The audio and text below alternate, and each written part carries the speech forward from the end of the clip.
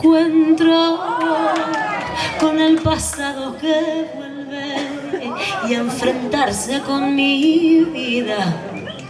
Tengo miedo de las noches y que pobladas de recuerdos encadenan mi soñar.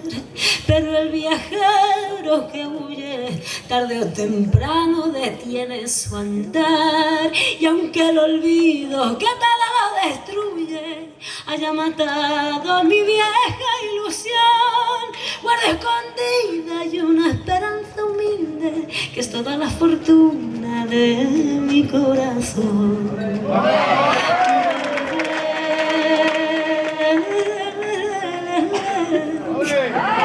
Con la frente marchita, las nieves del tiempo platearon mi ser.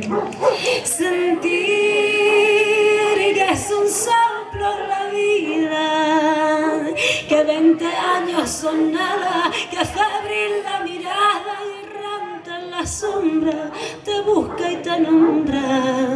Vivir con el alma aferrada y un dulce recuerdo que hoy ya